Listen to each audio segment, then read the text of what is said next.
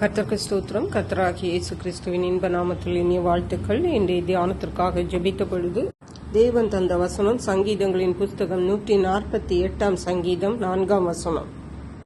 வானாதி வானங்களே அவரை துதியுங்கள், ஆகாய மண்டலத்தின் மேலுள்ள தண்ணீர்களே அவரை துதியுங்கள். வானாதி வானங்கள் படியானால் எத்தனை வானங்கள் இருக்கிறது என்று தெரியவில்லை. எல்லா வானங்களும் வானாதி வானங்களும் கர்த்தரை துதிக்க வேண்டுமாம்.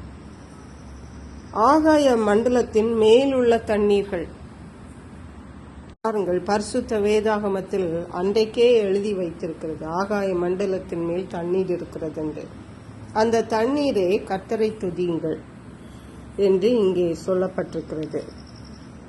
ஏனென்றால் கீழே உள்ள வசனம் சொல்லுகிறது, அவைகள் கர்த்தரின் நாமத்தை துதிக்க கடவது, அவர் கட்டளையிட அவைகள் சிருஷ்டிக்கப்பட்டது. இந்த தேவன் நம்முடைய கர்த்தராகிய இயேசு கிறிஸ்து கட்டளையிட வானாதி வானங்களும் சிருஷ்டிக்கப்பட்டது, ஆகாய மண்டலத்தின் மேலுள்ள தண்ணீர்களும் சிருஷ்டிக்கப்பட்டது. அதனால் அவைகள் கர்த்தரை துதிக்க வேண்டும் என்று சொல்லுகிறது. அவர் 6ஆம் வசனம் சொல்லுகிறது, அவர் அவைகளை என்றைக்கும் உள்ள சதா காலங்களிலும் நிலைக்கும்படி செய்தார், மாறாத பிரமாணத்தை அவைகளுக்கு நியமித்தார்.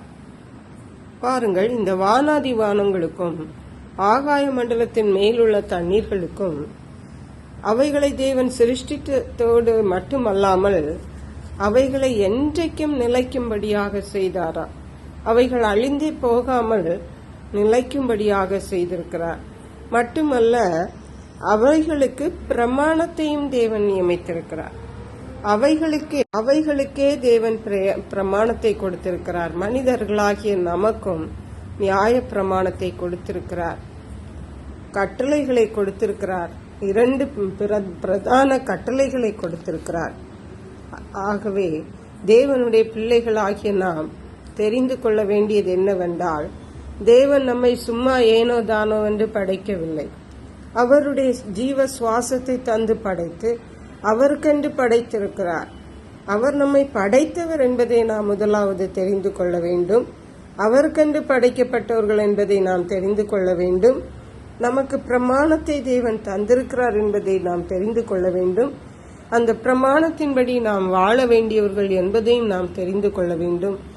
ஆகவே நாம் அவரை துதிக்க கடமைப்பட்டவர்கள்.